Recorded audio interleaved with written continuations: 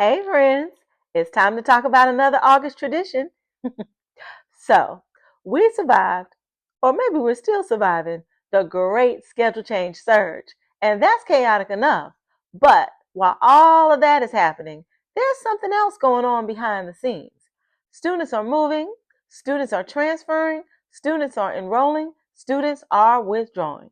And counselors all over the district are calling each other like it's the final hour before the trade deadline. Friends, it's time to talk about the transfer portal.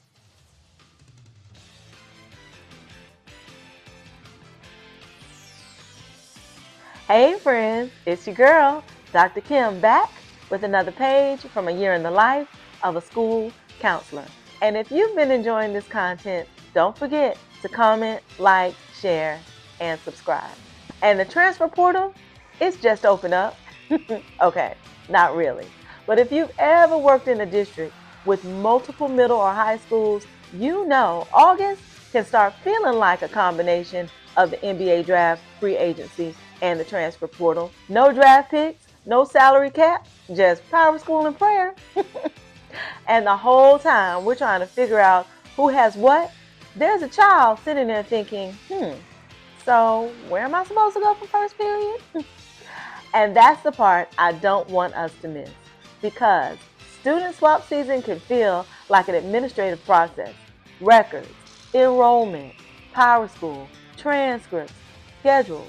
But for the student, it's a transition, and our job is to manage both. So here are 5 things I want school counselors to remember when students transfer in or out of our schools. Tip number 1, communicate counselor to counselor. Okay now friends, sometimes you just need to pick up the phone. I'm like everybody else. I love technology. I love email. I love a good shared document. But sometimes a 5-minute conversation with another counselor will save you 45 minutes of trying to figure out what happened, especially when a student is transferring between schools in the same district. You see, a transcript can tell me what classes a student completed, but the previous counselor can tell me something about the student that the transcript can't. Maybe we were working on getting this student back on track, or make sure you look closely at this credit, or simply, hey, this student may need somebody to check in with them during the first few days. That's useful information. Now, of course, we're always mindful about confidentiality and only sharing appropriate educational information. But when we can appropriately communicate counselor to counselor, we can make the transition much smoother. And here's the other part. Respond to each other. I know that during August, we are all busy. I completely understand. Your phone is ringing, my phone is ringing. Everybody's email says 147 unread messages. But if another counselor reaches out about a student, let's try to help each other out. Because today, I'm calling you looking for records. Tomorrow, heck, maybe in an hour, you're probably calling me. That's how student swap season works. Tip number 2, get the records, then review the records. Notice I didn't just say get the records, I said review the records. Trust me, I'm telling you what I know, and you don't want to go down that road, because receiving a transcript and putting it in the file is not the same thing as understanding what the transcript is telling you, especially at the high school level.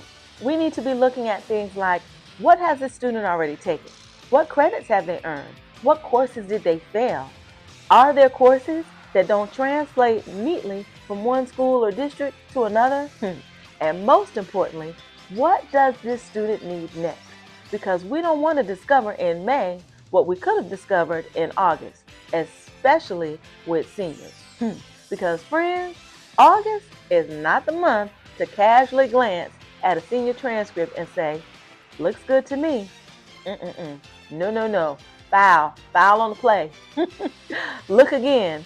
Graduation requirements do not care that it's draft day. And if something doesn't make sense, call the previous school, ask the question, clarify it now, because A 10-minute conversation in August could prevent a much bigger problem later.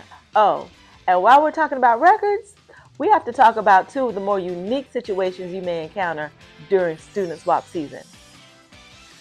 Thanks for watching. And don't forget, leave a comment, like, share, and subscribe.